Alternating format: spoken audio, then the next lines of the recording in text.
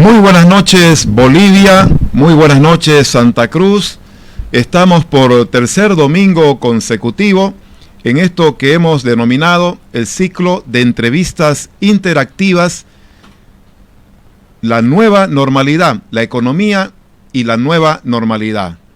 Nos preocupa a muchos lo que está pasando con la economía en el mundo, lo que está pasando con la economía en Bolivia, lo que está pasando con la economía en América Latina. Hay quienes hablan de que no solamente tenemos una pandemia sanitaria, sino una pandemia llamada crisis económica, llamada recesión económica.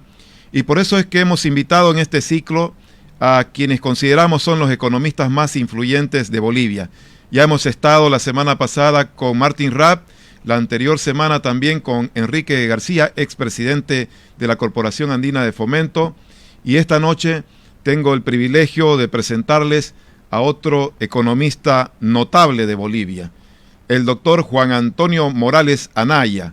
Tuve la oportunidad, la suerte y el privilegio de entrevistarlo cuando yo estudiaba Ciencias de la Comunicación en la Universidad Católica Boliviana hace unas 3 décadas atrás. Él era director del ISEC, una unidad muy prestigiosa de la Universidad Católica Boliviana. Esta es una noche en la que seguramente vamos a tener una entrevista de calidad como la que requiere nuestro país en este momento en que necesitamos información para despejar incertidumbres, para despejar dudas en relación al momento económico. Gracias por acompañarnos. Estamos transmitiendo en directo por las cuentas de redes sociales de Force Bolivia, por Asuntos Centrales, por EJU-TV, y estamos transmitiendo para el país a través de la red nacional Citel HD en diversas ciudades de Bolivia y en Santa Cruz con Canal 37 de Cotas Cable Ciudad TV 24/7. Vamos a presentarles a continuación algunos datos de nuestro invitado de esta noche para luego desarrollar esta entrevista interactiva con preguntas de ustedes al final de este programa. Faltando por lo menos 15 minutos para el final, vamos a dar curso a las preguntas de nuestros oyentes y televidentes. Vamos con el perfil de Juan Antonio Morales Anaya. Juan Antonio Morales obtuvo su licenciatura y su maestría en la Universidad Católica de Lovaina, Bélgica, en 1967. En la misma universidad se le otorgó el título de doctor en Ciencias Económicas en 1971. Su tesis doctoral fue publicada por la prestigiosa editorial de textos científicos Springer Verlag de Berlín, Alemania. Desde 1974 es profesor de la Universidad Católica Boliviana. Ha sido director del Instituto de Investigaciones Socioeconómicas de 1974 a 1995 y decano de la Facultad de Ciencias Económicas y Financieras el año 2008. Tiene 8 libros publicados y numerosos artículos en libros y revistas científicas. Desde septiembre de 1995 hasta abril de 2006 fue presidente del Banco Central de Bolivia, miembro de la Academia Boliviana de Ciencias Económicas y portador de doctorados honoris causa por la Universidad Católica Boliviana y la Universidad Privada Boliviana.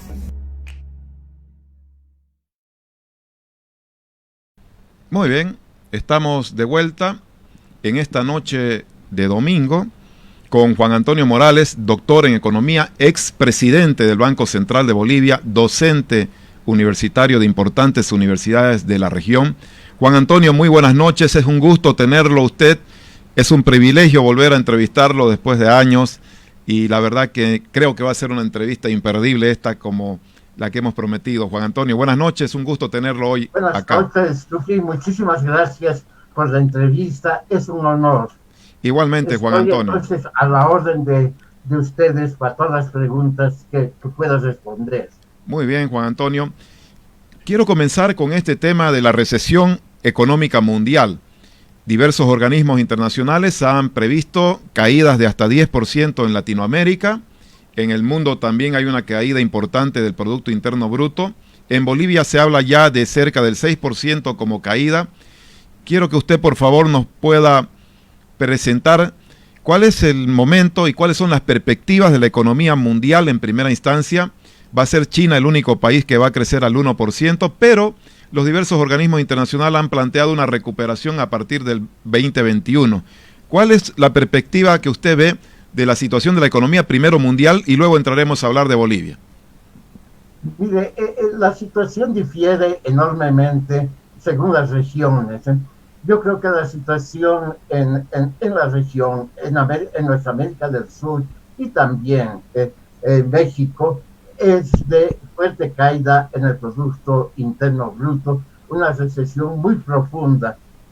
En los países industrializados hay noticias que son mixtas. Obviamente la pandemia ha afectado muy fuertemente a los Estados Unidos y afectó anteriormente a los países europeos, pero se tienen algunos elementos positivos en un contexto que es bastante complejo. En los Estados Unidos ha habido una recuperación importante hasta el miércoles de la semana pasada de las bolsas de valores, pero después estas bolsas de valores, perdón, hasta el martes, después han vuelto a caer ante el temor de una segunda ola de la pandemia. Después también tenemos la recuperación de algunos precios de materias primas que nos interesan, ¿no? Por ejemplo, el precio del petróleo a principios de la semana pasada ha estado por encima de $40 el barril de petróleo, después de haber caído tan profundamente en el mes de marzo, ¿no? Lo mismo también, y medio sorprendentemente, los metales básicos industriales se habían recuperado bastante bien. Un metal que es indicador de lo que pasa con otros metales es el cobre, y el precio del cobre estaba casi en el mismo nivel que tenía antes de la pandemia. Eso le digo hacia el 23 de junio. Después se ha mantenido más o menos en ese nivel, pero eso es. Lo que sí llama la atención, Tuki, y eso es bien importante, son los movimientos bursátiles, ¿no? Los movimientos bursátiles muchas veces se desacoplan, se separan de la economía real, pero también muchas veces anticipan lo que pudiese suceder con la economía real.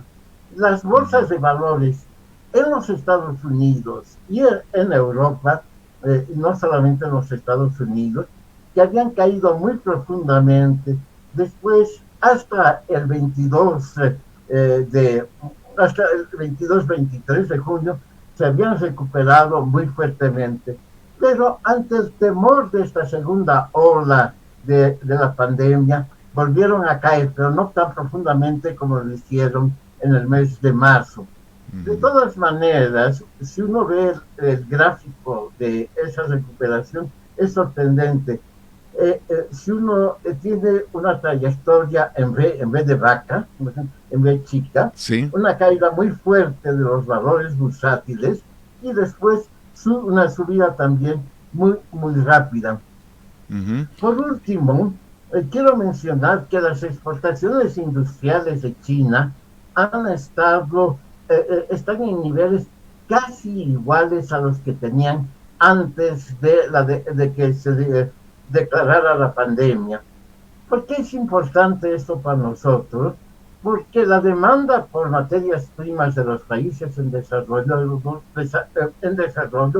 es una demanda derivada de la producción industrial. Si las exportaciones industriales y la producción industrial que es necesario para esas exportaciones están alcanzando un buen ritmo, también se puede pensar que los precios de las materias primas, de los commodities, nos vayan a mejorar. Dicho eso, sin embargo, en la región, que esa es la preocupación principal que tenemos, ¿no? Las proyecciones que tiene el Fondo Monetario sobre el crecimiento de nuestros principales socios comerciales, y en especial el Brasil, son sumamente negativas, ¿no? Entonces, y eso nos puede afectar. De hecho, ya nos está afectando.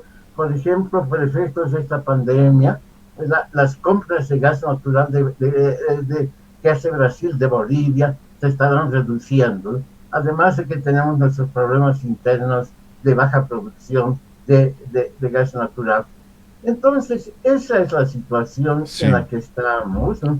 En algunos casos, Bolivia, bueno, se pronostica que la caída del Producto Interno Bruto de Bolivia sería cercana al 6%, usted lo mencionó. Ahora, unos dirán, más de muchos consuelos de tontos, las caídas pronosticadas para nuestros vecinos, con la excepción de Paraguay. Bueno, de Paraguay no se tiene todavía un dato, pero digamos de los países más grandes de la región, el Brasil, la Argentina, Chile y Perú, las caídas pronosticadas son más altas que la pronosticada para Bolivia. Muy bien, doctor. Me parece muy novedoso lo que usted plantea en términos de señales de recuperación de la economía en algunos países. China, el tema específicamente mencionado, precios incluso de algunas materias primas, no lo habíamos visto esto. Quiere decir que más rápido de lo esperado a pesar de semejante parón que ha tenido la economía mundial. No así, sin embargo, la región de América Latina.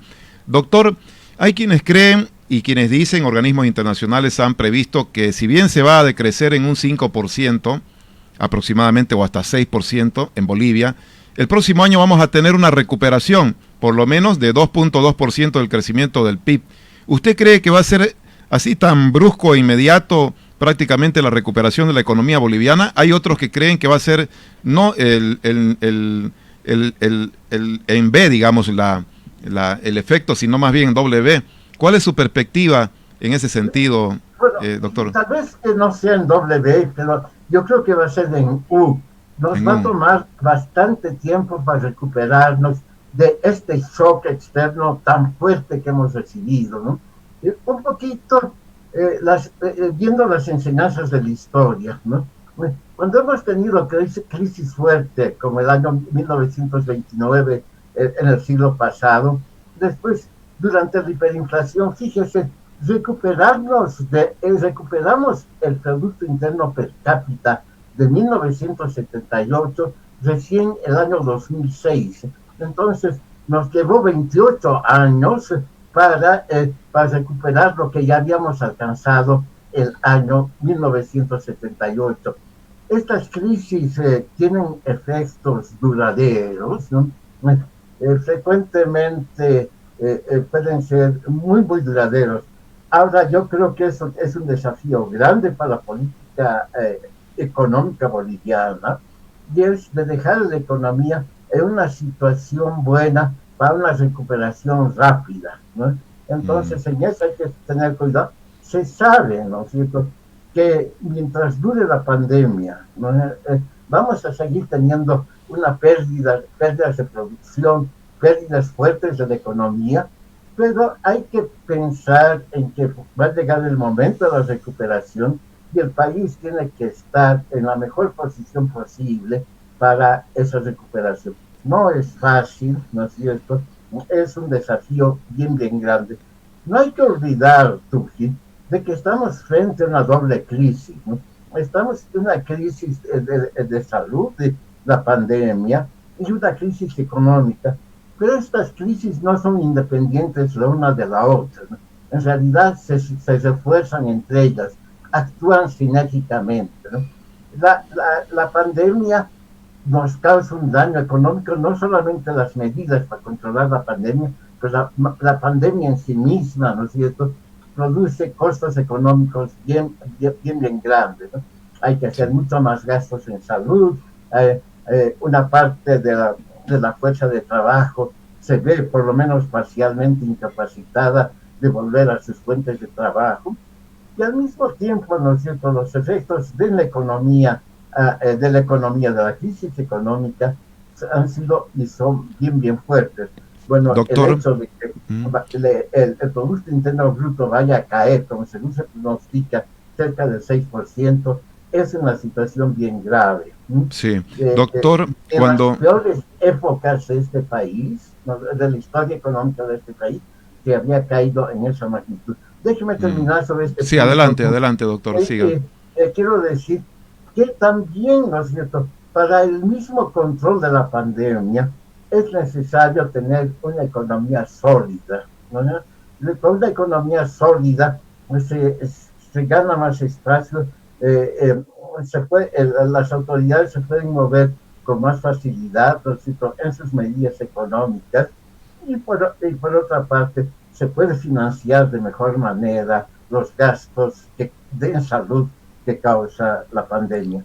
Entonces, tenemos que las dos crisis se refuerzan mutuamente y para resolver una crisis, resolviendo una crisis también eso tendría efectos positivos sobre la otra crisis.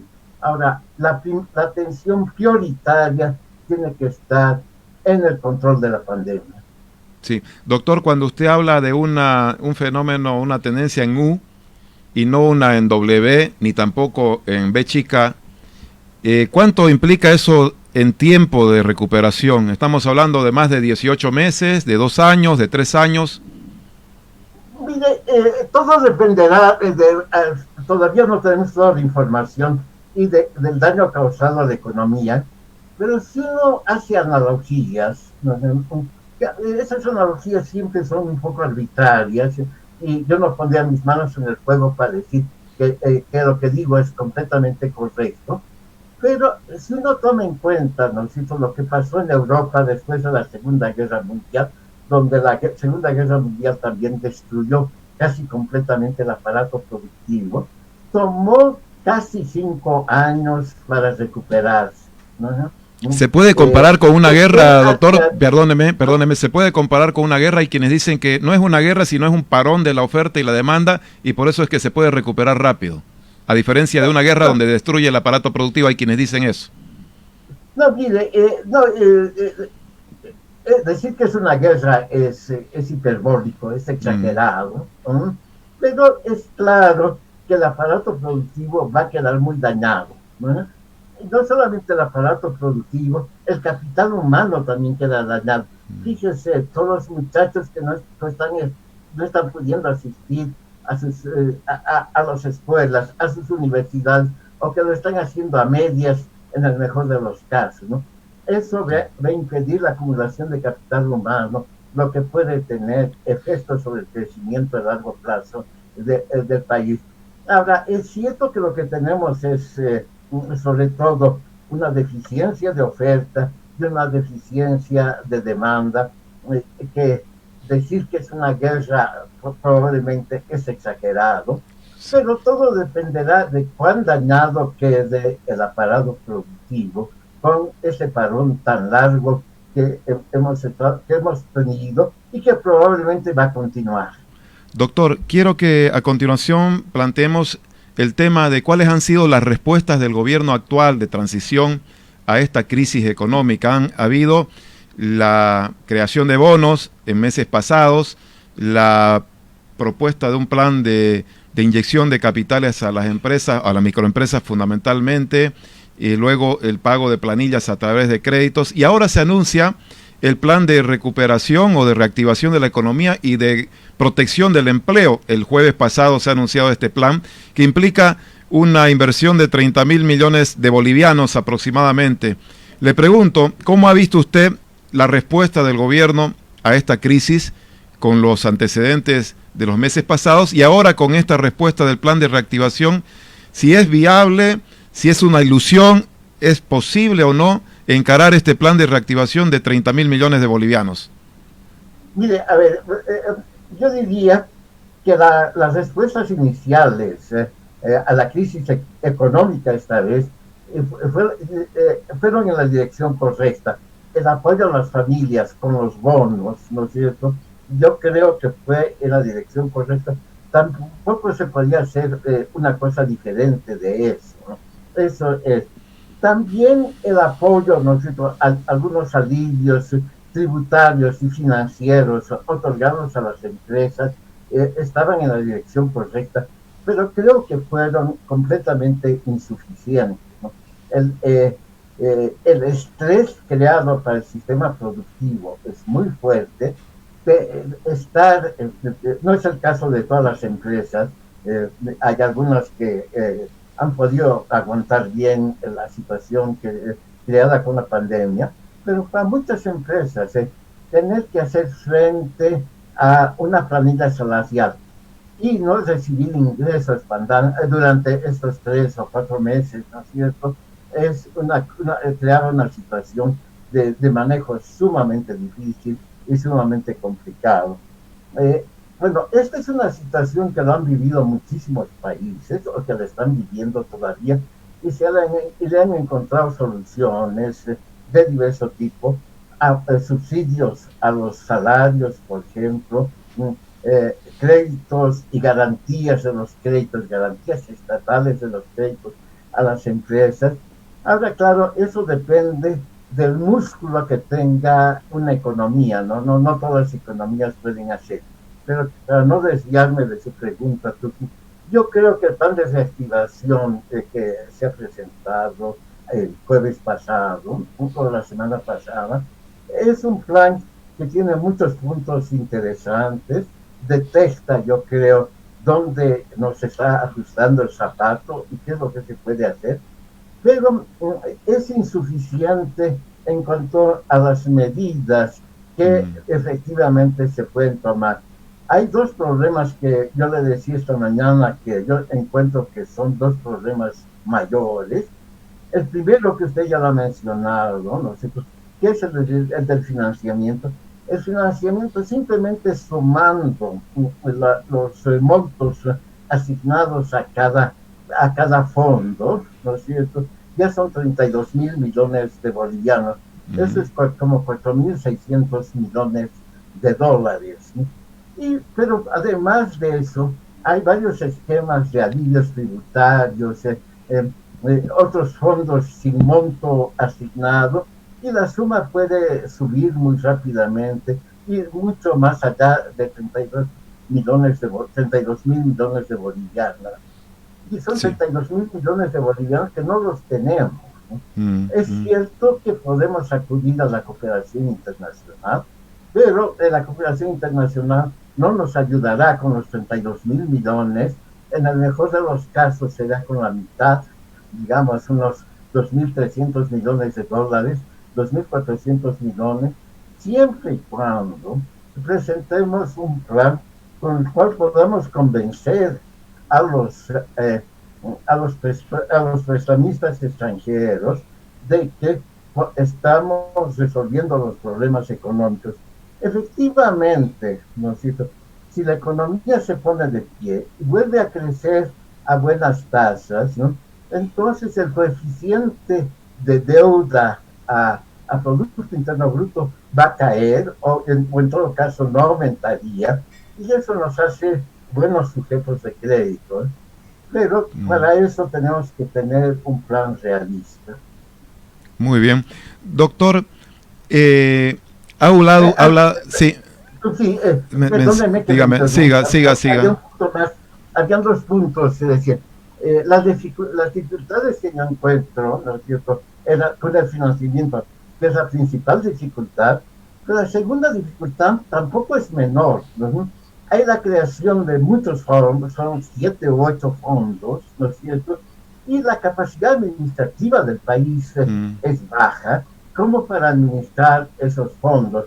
Yo creo que hubiese sido mucho mejor reunir en un solo fondo, como se hizo en la década de los años 80 con el Fondo Social de Emergencia, porque en ese Fondo Social de Emergencia se pudo atraer al mejor talento administrativo que tenía el país, ¿no sé?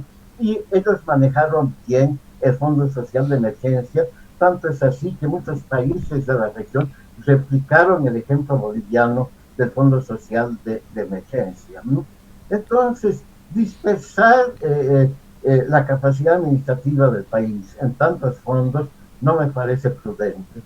Sí, doctor, como no hay recursos en Bolivia para sostener un plan con este volumen de recursos de 32.000 o más millones de bolivianos, se va a ser necesario buscar apoyo de organismos internacionales o préstamos y lo demás. En este sentido, ¿cuánto más puede endeudarse Bolivia en relación a la deuda que tiene actualmente? ¿Todavía hay espacio para endeudarse? ¿Cómo ve usted esa perspectiva? No, la respuesta es definitivamente sí, ¿no es cierto? Tenemos un coeficiente de deuda a Producto Interno Bruto de 28%, ¿no? Una regla a ojo de buen cubero que aplican las instituciones internacionales es que ese coeficiente debería ser inferior a 50%, ¿no?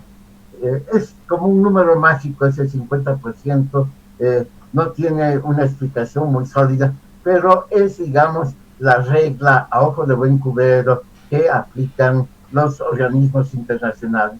Con 28% de deuda externa sobre PIB, ¿no es cierto? Nosotros tenemos espacio para endeudarnos. Yo creo que además, estando dada la liquidez de los mercados internacionales, cosa que no mencioné al principio de esta entrevista, los mercados internacionales, y especialmente el de los Estados Unidos, está muy líquido. No se olvide que el apoyo estatal a la economía americana ha sido casi del 10% del Producto Interno Bruto de ese país. Es de 3 trillones de dólares. Entonces los mercados se encuentran líquidos y que Bolivia pudiese acceder a esos mercados, además de poder acceder a las instituciones multilaterales tipo Banco Mundial, tipo BID o CAF, ¿no es cierto? Pero se tiene que tener un muy buen plan.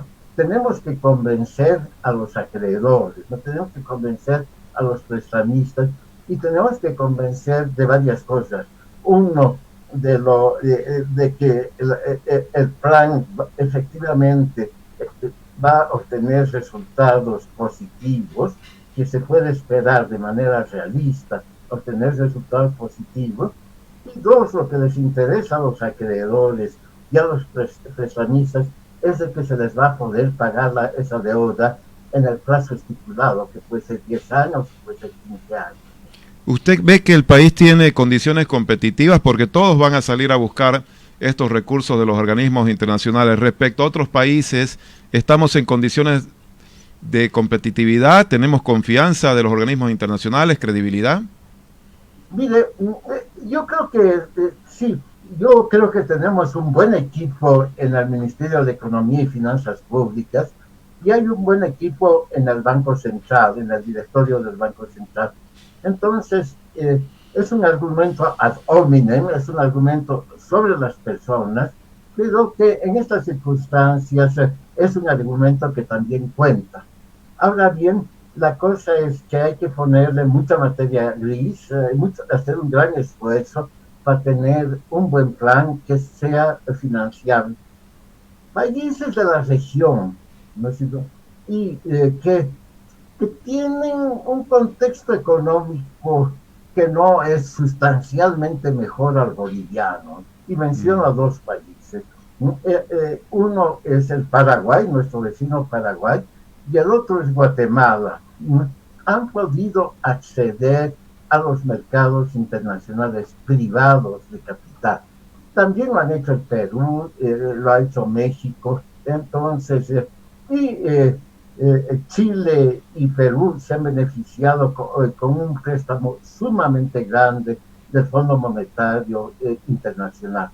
Entonces, yo sé que Bolivia va a tener dificultades porque evidentemente todo el mundo está tocando las puertas de esas instituciones para conseguir los préstamos, pero tampoco Bolivia está completamente desarmada.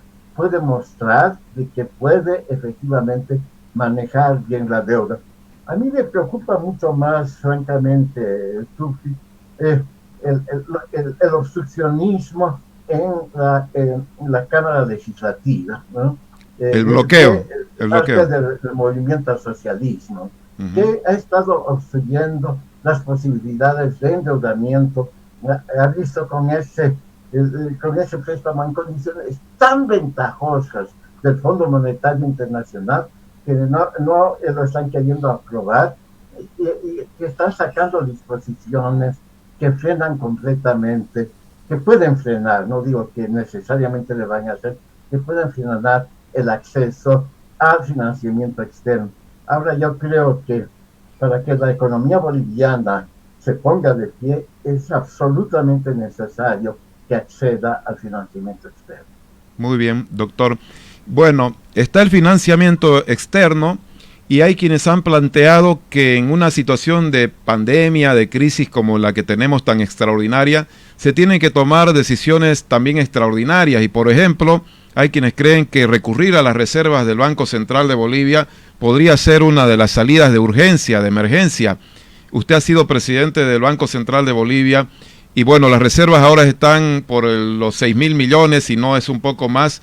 ¿Cuánto realmente se puede usar de las reservas? Hay un candidato que ha planteado inmediatamente sacar fondos de las reservas para usarlos en temas de salud.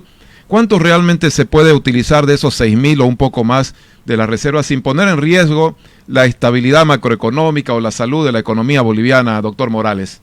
A ver, sobre eso yo diría lo siguiente. Esos 6.000 millones, un poco más, ¿no sé?, son contando las reservas en oro. El oro no es una reserva líquida, no es un activo líquido. Por la ley del Banco Central se necesita autorización congresal, ¿no sé?, para pignorar, es decir, para dar en garantía el oro, y si no se puede ni siquiera dar en garantía, no sé, sin autorización congresal, sería muchísimo más difícil vender las reservas de oro. Las reservas en divisas están en el orden de 3.700 millones de dólares, ¿no?, que no es grande, ¿no? Eso es una situación bastante delicada, bastante frágil. Ahora, si se emplearan las reservas internacionales, si nos quedamos, eso desarmaría completamente la situación del tipo de cambio, ¿no?, que crearía una gran fragilidad del tipo de cambio, y las soluciones para esa fragilidad serían las dos soluciones muy costosas. La primera sería una devaluación fuerte, ¿no?, que tendría costos para la economía. La segunda sería un control de cambios que también igualmente tendría grandes costos para la economía. Los que tenemos una cierta edad nos acordamos todavía, ¿no es cierto?, de los controles de cambio que habían en la época de la UDP, ¿no?, y sabemos lo mal que funcionaban esos controles, que se crean inmediatamente mercados negros, mercados paralelos, ¿no?, y que al mismo tiempo se convierten en una fuente de corrupción. Doctor, ¿usted no recomendaría, por lo tanto, recurrir a las reservas ni en situación extraordinaria de emergencia actual? Hay que cuidarlas y mantenerlas ahí como están, los 3.000 millones más el resto en oro. No, lo que son reservas en divisas, que son algo así como 3.700 millones de dólares, yo aconsejaría tener muchísimo cuidado en su utilización. Tampoco hay que sacralizar completamente las reservas, ¿no? El profesor Stiglitz decía las reservas son para los días de lluvia. ¿Qué quería decir? ¿No? Es cuando un país tiene dificultades, debe poder emplear las reservas. Pero cuando las dificultades son transitorias, ¿no? El problema con esta pandemia es de que el más grave problema, tanto a nivel internacional como a nivel nacional, es la gran incertidumbre. No se sabe cuánto tiempo va a durar la pandemia, no se sabe finalmente cuáles van a ser los efectos en el sector real que va a dejar, en los sectores productivos que va a dejar la pandemia. No se sabe esto en el país y no se sabe internacionalmente, ¿no? Los países europeos parece que está saliendo la pandemia. Los resultados en cuanto al número de contagios y en cuanto a los fallecimientos son muy buenos, ¿no? Países como Bélgica, por ejemplo, que habían tenido tasas de mortalidad sumamente altas, antes de ayer o ayer, de que habían tenido un solo muerto, ¿no? Ahora, hay países, ¿no es cierto?, como Vietnam, aún en la región Cuba, ¿no?, o Paraguay, o Uruguay, ¿no?, que han podido controlar la pandemia. Ahora, siempre la pregunta es, ¿no es cierto?, es que eso no será transitorio y más tarde va a aparecer de todas maneras la pandemia. Hay una gran incertidumbre, lo que impide hacer planes a muy largo plazo. Pero una cosa es para mí absolutamente clara, ¿no?, bueno, dos cosas. Primero, que hay Ujú. que controlar la propagación de la pandemia, y el segundo punto, ¿no?, que hay que resolver en primer lugar los problemas de corto plazo. Después veremos qué se puede hacer en el mediano plazo.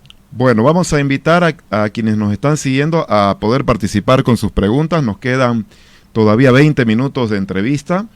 Tenemos a Juan Antonio Morales, el doctor en economía, expresidente del Banco Central. Si usted desea hacerle una pregunta, está el streaming abierto a través del Facebook para hacernos llegar las preguntas. Doctor, en consecuencia, más que la reserva, nos queda fundamentalmente el préstamo internacional como una de las fuentes principales de financiamiento, porque internamente recaudar vía impuestos no vamos a poder, y exportaciones no sé cómo qué irá a pasar. Sí, es así, tú. Sí, mire, Perfecto. el problema fiscal es grande, es bien grande.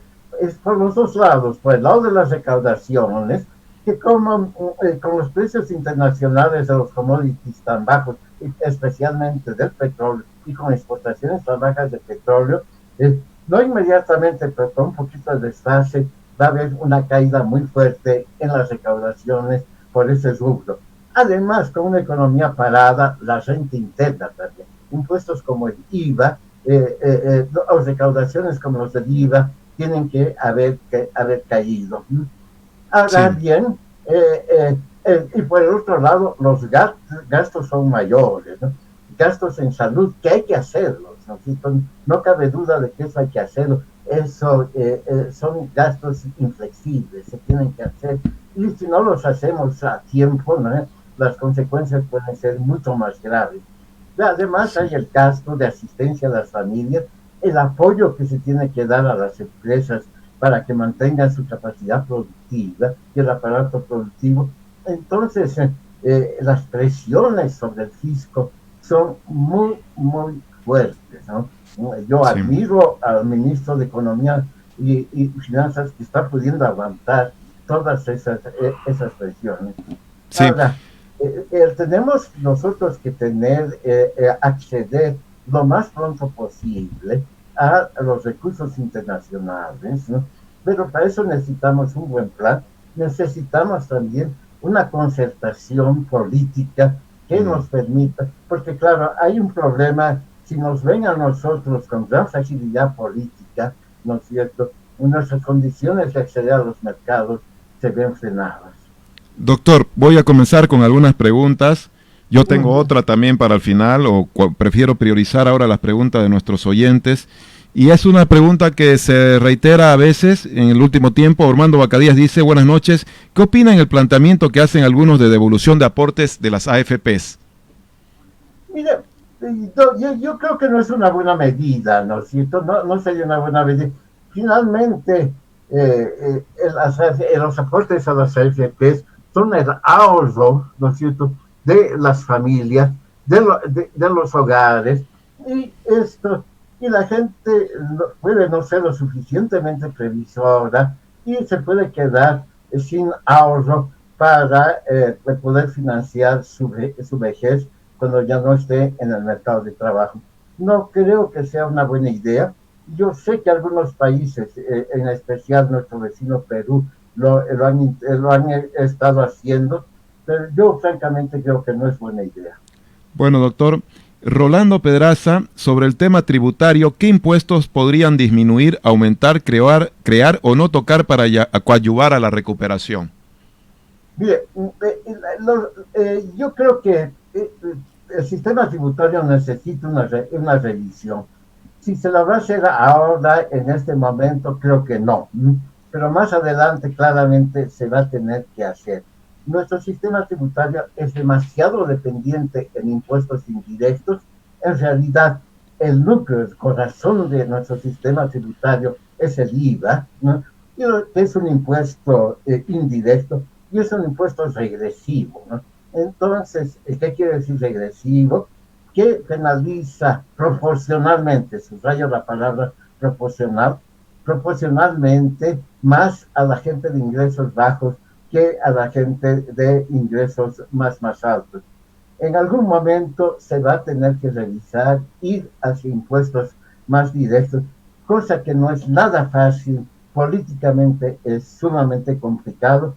Tenemos la experiencia del año 2003, cuando de nuevo hiperbólicamente se llamó impuestazo a un pequeño aumento, lo que iba a ser el embrión de un impuesto a la renta. En 1986 teníamos impuestos a la renta, ¿no? Pero con las reformas de reforma tributaria de ese año se decidió eliminar. Ahora, impuestos, los, los impuestos legislados en Bolivia son relativamente bajos, pero después ha habido muchos abusos con las reglamentaciones, ¿no? Con intereses punitivos sobre las moras tributarias, con impuestos sobre impuestos, que normalmente eso no está, intereses sobre intereses. Entonces, eso hace ese tipo de cosas que yo creo que el actual gobierno los ha estado revisando y ha estado eliminando. Durante el gobierno del MAS se llegó a situaciones absurdas con esto de los intereses sobre intereses, multas, incumplimiento de deberes, que aumentaban la carga tributaria en varias veces. Sí, bueno, doctor, pregunta Ramiro Villegas. Buenas noches. ¿Cuáles pueden ser las consecuencias de la crisis en el sistema financiero nacional? Mire, esa es una pregunta muy importante. El sistema financiero boliviano tiene una posición sólida, ¿no es cierto? Ahora es cierto que algunas empresas, ¿no es cierto?, van a entrar en mora y eso pudiese causar dificultades al sistema financiero. Pero si el sistema financiero tiene suficientes previsiones, ¿no es cierto?, eso no debería causar mayores dificultades. Pero con todo, ¿no es cierto?, en las políticas públicas hay que tener mucho cuidado con el sistema financiero. Los que hemos vivido una crisis financiera como los de los años 90, sabemos lo costosas que son esas crisis y lo complicadas y difíciles que son manejar esas crisis. Doctor, este tema que yo había dejado también para el final, la pospandemia, una inevitable devaluación, había puesto entre interrogantes, se habla mucho de la famosa devaluación, pero aquí también Leandra Shaday más o menos plantea algo vinculado al tipo de cambio. Siempre es un lujo escucharlo, dice doctor Morales. Mi pregunta, ¿cómo afectarán las medidas actuales al tipo de cambio? Y yo le agrego el tema de la devaluación, si es inevitable después de la pandemia, doctor. Mire, esa es una situación delicada. En este momento de economía, debido a la pandemia, está básicamente viviendo en autarquía, ¿no? La movilidad de bienes y de personas está seriamente dañada, ¿no? De hecho, que no hay mucho transporte ni de bienes ni de personas. Entonces, básicamente estamos en autarquía. Ahora, un tipo de cambio, ¿no es cierto?, lo que hace es esencialmente situarnos en el contexto internacional, ¿no?, en las condiciones de competencia, para que seamos competitivos. En el momento actual, yo desaconsejaría completamente una devaluación o una modificación cambiaria. Sin embargo, dicho eso, en el mediano plazo, yo creo que se tiene que revisar la política cambiaria. Tenemos que modernizar, ¿no? El tipo de cambio fijo es un sistema que la mayor parte de los países del mundo ya lo han abandonado. En la región ya no hay países que tengan tipo de cambio fijo, salvo Venezuela, pero no sé si nosotros nos conviene seguir el ejemplo venezolano. Bueno, y Ecuador, que tiene dolarización completa, que es una forma de tipo de cambio fijo, ¿no? Pero el resto de los países, si uno mira a Perú, Chile, Brasil, Argentina, Paraguay, ¿no?, manejan tienen tipos de cambio flexible. Y quiero decir que con la excepción de, digamos, con la excepción de los dos grandes vecinos, Argentina y Brasil, el resto de los países, las reformas que han hecho de sus sistemas cambiarios con tipos de cambio más flexibles no se han traducido en inflación, que es el gran temor que hay en el país, ¿no? Sí. El Paraguay tiene tipo uh-huh. de cambio flexible desde el año 2011, ¿no? Y su inflación está en niveles sumamente bajos, ¿no? Y lo mismo Sí. se puede decir de Perú, lo mismo se puede decir de Chile, ¿no? Entonces, yo creo que va a llegar el momento en que abiertamente se tenga que discutir el sistema cambiario. Cuando usted habla de mediano plazo, doctor, ¿cuánto implica eso en años? Bueno, a mediano plazo, bueno, en primer lugar tenemos que superar la pandemia, ¿no? Cosa que no está dicha cuándo va a ser eso, pero qué sé yo, de aquí unos 2, 3 años, para dar Sí. unos años, ¿no? Un poquito, de nuevo a ojo de buen cubero, se Sí. debería pensar, ¿no es cierto?, en modificar el tipo de cambio. Nuestro tipo de cambio se ha sobrevaluado, hemos perdido competitividad. En las condiciones actuales no vamos a ganar competitividad porque estamos con la economía cerrada, no vamos a ganar competitividad internacional, entonces no hay que modificar por el momento el tipo de cambio. Yo desaconsejaría modificar en este momento. Muy bien, más o menos también, doctor, en la misma línea del tipo de cambio. Acá pregunta Pablo Arduz, ¿qué opinas sobre el tipo de cambio? ¿Existe la posibilidad de una caída del boliviano y una posible inflación? Perdón, ¿me puedes repetir tu fin? Sí, dice Pablo Arduz, sobre el tipo de cambio, ¿existe la posibilidad de una caída del boliviano y una posible inflación? Mire, a ver, lo que no hay, yo creo que inflación no puede haber. Una inflación, por la sencilla razón de que las expectativas de la gente no son inflacionarias, ¿no? Ya son muchos años de estabilidad, de baja inflación. El año pasado terminamos con una inflación inferior al 2%, cosa que en los países europeos eso hubiese causado alarma de tener una inflación tan baja, ¿no? Tan baja. Entonces, ese lado no. Pero claro, si hay una expansión monetaria grande, ¿no es cierto?, se pudiesen perder reservas internacionales, y perdiéndose reservas internacionales, hay los dos peligros que yo le había mencionado que ya había mencionado. Uno es de que eso nos empuje a una devaluación, además una devaluación desordenada, ¿no es cierto? Y o el otro, a que el gobierno, no queriendo devaluar, establezca un control de cambios. Las dos son soluciones que tienen efectos perniciosos. La devaluación, una devaluación desordenada, ¿no?, sin tener, sin acompañamiento de otras medidas de política monetaria, sería de un escenario catastrófico, ¿no? Y el control de cambios, ya lo mencionaba hace un momento, los controles de cambio.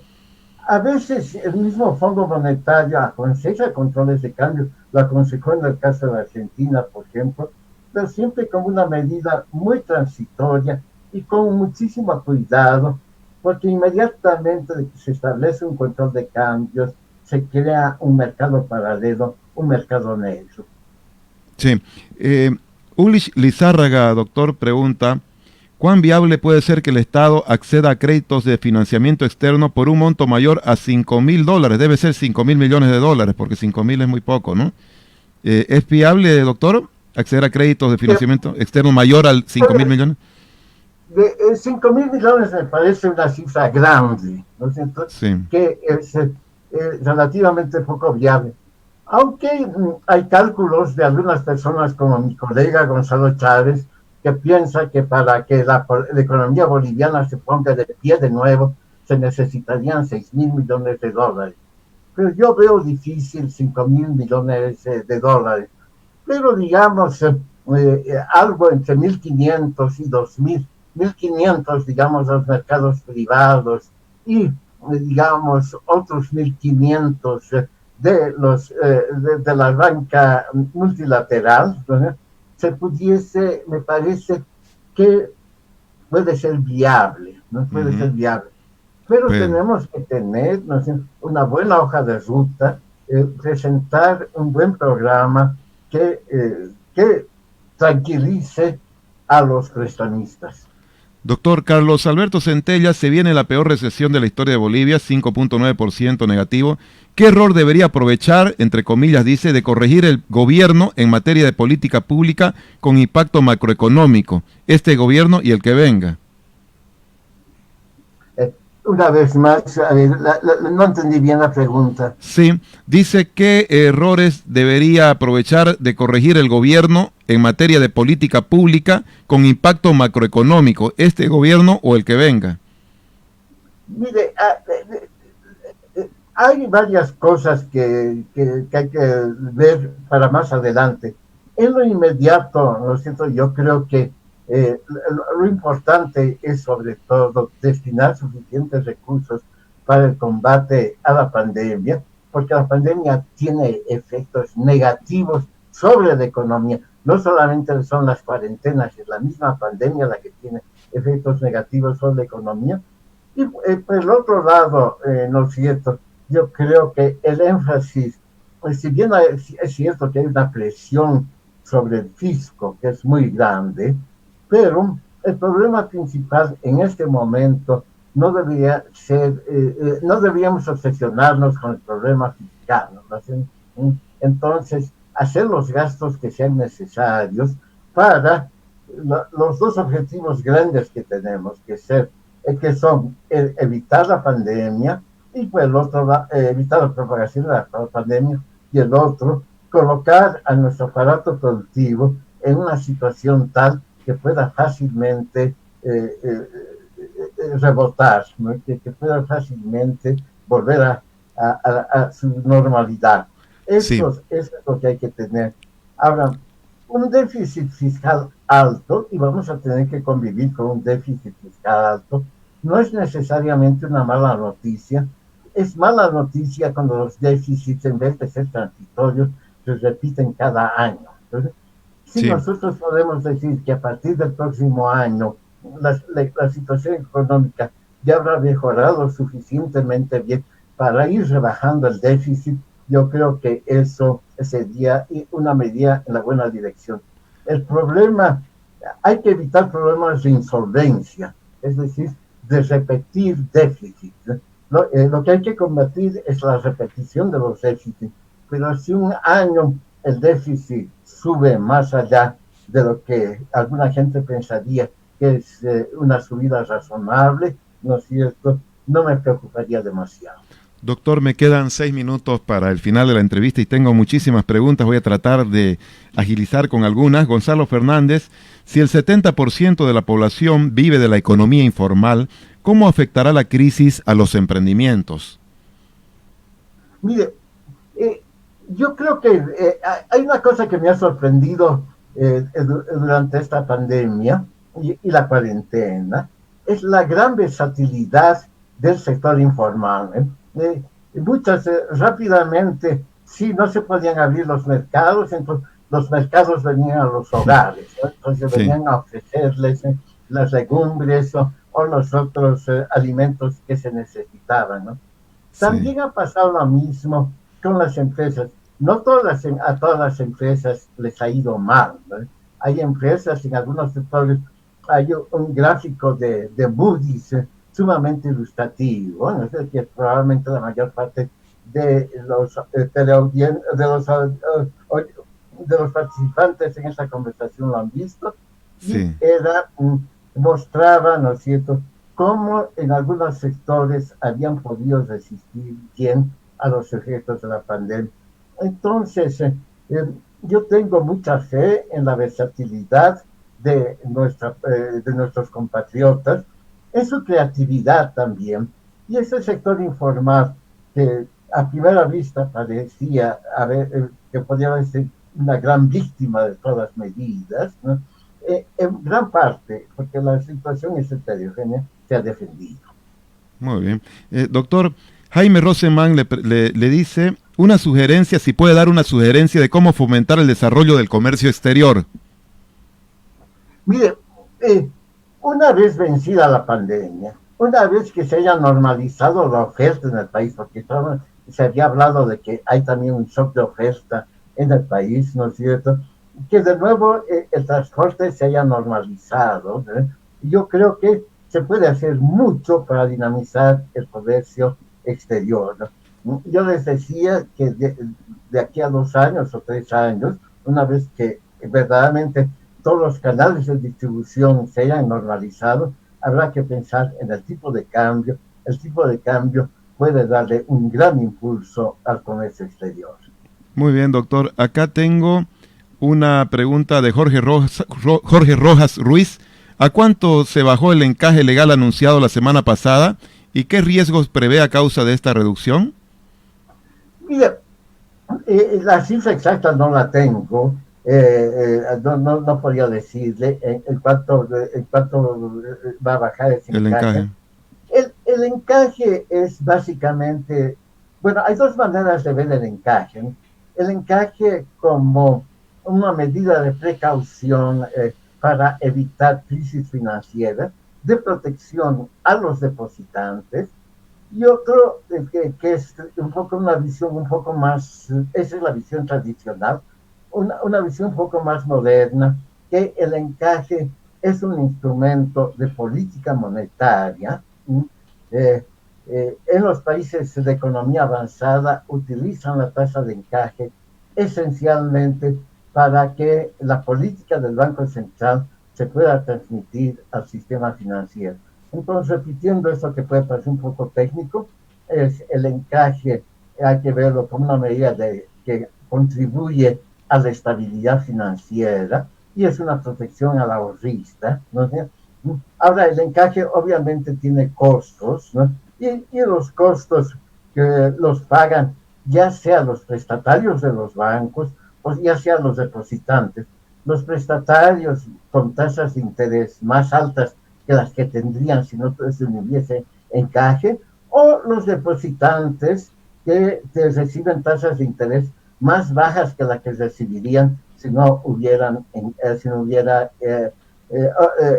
tasas más altas que recibirían que si no hubiera encaje, ¿no? Sí, Y les digo, pero de más en más, la posición moderna sobre el encaje es que es un instrumento de política monetaria, es esencialmente para que las políticas del Banco Central se puedan transmitir al sistema financiero. Entonces, en ese caso, también las tasas de encaje son bajas, ¿no? Alrededor de 2% o 3%. sí. En el Banco Central Europeo, la tasa de encaje es de 2%. Doctor, me quedan 2 minutos. Le voy a hacer las últimas 2 preguntas. No nos alcanza para más, lamentablemente. Paulo Alvarenga piensa que la inestabilidad política puede tener efectos negativos significativos en la adquisición de préstamos internacionales. La respuesta es sí. Sí. Bueno. La respuesta es sí. Miren, sí. Alguna gente de los mercados internacionales me ha estado llamando, ¿no? Y la pregunta, pero casi de oficio que me hacen es, ¿qué va a pasar con las elecciones del 6 de septiembre? ¿No? Entonces, a la incertidumbre económica, a la incertidumbre sanitaria, se suma la incertidumbre política. Sí. La última, doctor. Michelle Tapia. Buenas noches, doctor. ¿Usted vería viable la postergación de la presión fiscal sobre las empresas para mitigar un poco los efectos de la pandemia sobre estas mismas?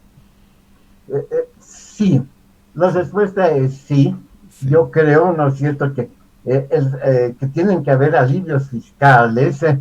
Habrá alivios fiscales también bien focalizados y bien direccionados, ¿no?